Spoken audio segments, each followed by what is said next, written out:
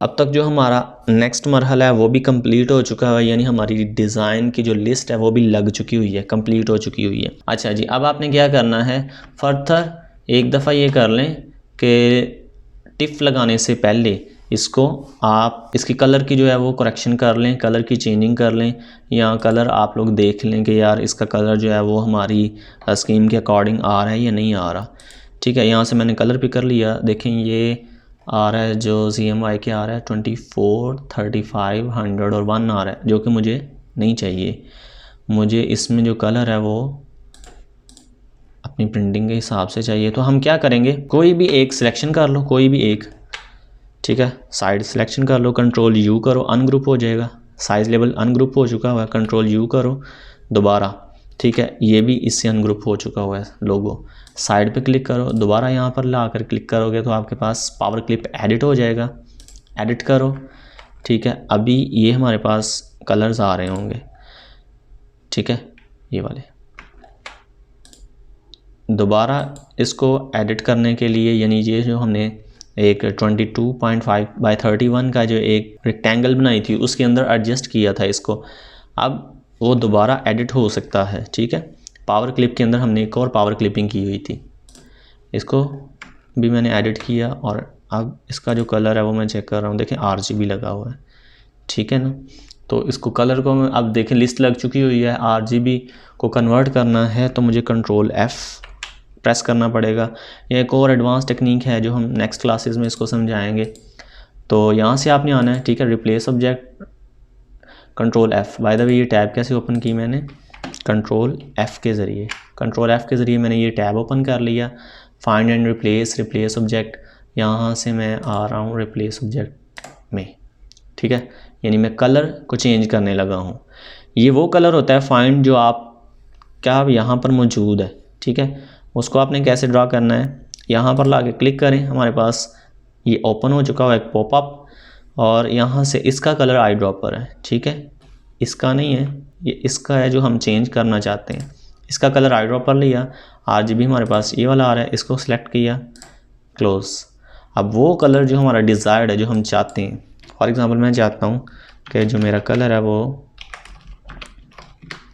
یہ والا گولڈن آئے، یہ والا، تو آؤٹ لائن بھی فل کر دو فی الحال، اور ریپلیس آل آبجیکٹ کر دو۔ جیسے ہی آپ ریپلیس کرو گے تو یہ پوچھے گا کہ آپ کو فردر تو نہیں چاہیے، تو میں کہوں گا نہیں، یہ ہو چکا ہوا ہے کلر چینج، تو اب یہ کچھ بیٹر لگ رہا ہے، ٹھیک ہے جی۔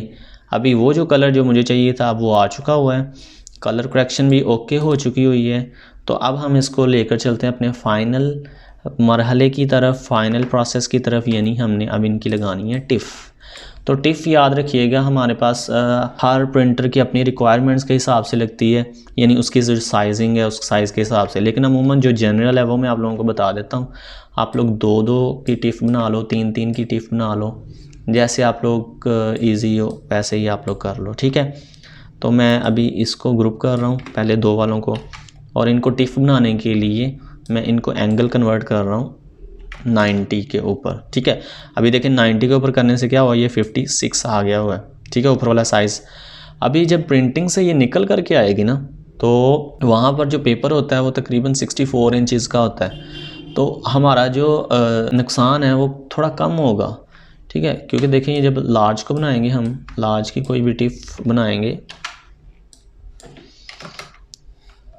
تو لارج کی ٹف میں یہ والا ایک ہمارے پاس فائدہ ہو رہا ہوتا ہے کہ یہ اس کے ساتھ 62 انچز آ رہے ہوتے ہیں، تو 62 انچز میں آپ کچھ بھی نکال سکتے ہو، لیکن عموماً آپ کوشش کرو کہ 63 سے انف ہو، 63 از انف، 63 سے اوپر نہ آپ لوگ جاؤ، آپ کی فائل خراب ہوگی، مطلب پرنٹنگ کی بھی اپنے مسئلے مسائل ہوتے ہیں۔ تو اچھا، یہ ہم نے اس کی پوزیشن چینج کر دیا، پوزیشن چینج کرنے کے بعد اگلا جو پروسیس ہے وہ ہے کنٹرول ای پریس کرنا ہے آپ نے، دیکھیں میں نے کنٹرول کلک کیا ہوا ہے، اب ای پریس کرتا ہوں، جیسے اس کے اوپر لا کے کنٹرول ای پریس کیا میں نے، تو اب وہ ایک ٹف کا آپشن ہمارے پاس یہاں پر آ رہا ہوگا، ٹف بٹ میپ۔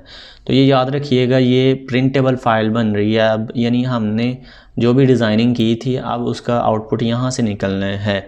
تو یہاں سے ہم کیا کریں گے، اب اس کو کوئی بھی نام دے دیں گے، یہ پہلے ایک ٹف لگی ہوئی ہے تو میں اس کو نمبر 2 دے کے اوکے کر رہا ہوں۔ اوکے کرنے کے بعد یہاں پر آپ لوگوں نے خاص طور پر دھیان رکھنا ہے جب آپ کے پاس یہ پاپ اپ اوپن ہوگا، سوری اس سے پہلے کا ایک مرحلہ سمجھ لیں. کنٹرول ای کیا اور یہاں پر آپ کے پاس سلیکٹڈ اونلی ہونا چاہیے، یعنی جو میں نے یہاں پر سلیکشن بنائی ہوئی ہے صرف میں اسی کی ٹف لگا رہا ہوں. کنٹرول ای پریس کیا میں نے، یہاں پر سلیکٹڈ اونلی ہونا چاہیے. یہاں پر جو آپ کی کمپریشن ہے وہ LZW کمپریشن ہو، ٹھیک ہے، یہی بینیفیشیل ہے. تو یہاں پر آپ نام نمبر چینج کر دو اور یہاں پر ٹف بٹ میپ ہو، ٹھیک ہے. نام نمبر آپ چینج، سوری 1 کی پہلی ٹف لگی ہوئی ہے، 2 کی میں ایک ٹف بنا رہا ہوں اور ایکسپورٹ کر رہا ہوں. اس کو ایکسپورٹ کرتا ہوں تو یہاں پر ہمارے پاس آ جاتا ہے DPI کچھ کم بھی رکھتے ہیں، 72 بھی رکھتے ہیں. DPI ہوتی ہے ڈاٹ پر انچ، یعنی کتنے ڈاٹس وہ پھینکے گا 1 انچ کے اندر. تو ریزولوشن وغیرہ اس سے پرفیکشن میں آتی ہے. تو CMY کے، خیر یہ جو کریکشن ہے یہ وہ پرنٹر سے بھی وہ کر چکے ہوتے ہیں، اس کو آپ چھوڑ دیں. CMY کے جو کلرز ہوتے ہیں ہمارے پاس یہ لازمی ہونی چاہیے، بس اس چیز کا آپ نے خیال رکھنا. اور دوسرا یہ کہ آپ کی جو سائزنگ ہے یہاں پر 100x100 ہو اور یہاں پر 62 بس یہاں تک ہو. 62 یا 63 از انف، 63 سے اوپر نہ جائے آپ کی جو وڈتھ ہے، کیونکہ ہمارے پاس جو اس کا سائز ہے، پرنٹر کا سائز ہے، وہ اتنا ہی ہوتا ہے. یہاں پر CMY کے کلر 32 بٹ ہوں اور کیونکہ ہمارے جو پرنٹرز ہیں ان کے پروگرامنگ جو ہے وہ اسی کے اکارڈنگ چل رہی ہے، تو یہاں پر کلر جو ہے آپ کا وہ CMY کے ہی ہونا چاہیے. آپ اوکے کر دیں. جیسے ہی اوکے کر دیں گے تو یہاں پر آپ کے پاس ایک چھوٹا سا ایرو آنا شروع ہو جائے گا. جیسے ہی ایرو ختم ہو جائے گا اس کا مطلب آپ کی جو ٹف ہے وہ بن چکی ہوئی ہے. ٹھیک ہے، چیک کرنے کے لیے کہ اب میری ٹف پہلی والی موجود ہے وہاں پر، تو ایک نئی ٹف میں وہاں پر کریٹ کرتا ہوں. دیکھیں یہ میری ٹف جو ہے وہ بن چکی ہوئی ہے. یہاں پر آپ نمبر 3 کر لیں، اس کو ایکسپورٹ کر دیں، کلر دیکھ لیں CMY کے ہی ہے، اوکے کر دیں. اوکے کر دیں گے تو یہ بھی ٹف وہاں پر آ جائے گی. ٹھیک ہے جی، ہوپ سو آپ لوگوں کو کمپلیٹلی اس چیز کی سمجھ آ گئی ہوگی. مزید کوئی بھی کویسچن ہے آپ لوگ میرے سے پوچھ سکتے ہو اباؤٹ شرٹس کی ڈیزائننگ کے ریلیٹڈ. سو دعاؤں میں یاد رکھیے گا. فی امان اللہ.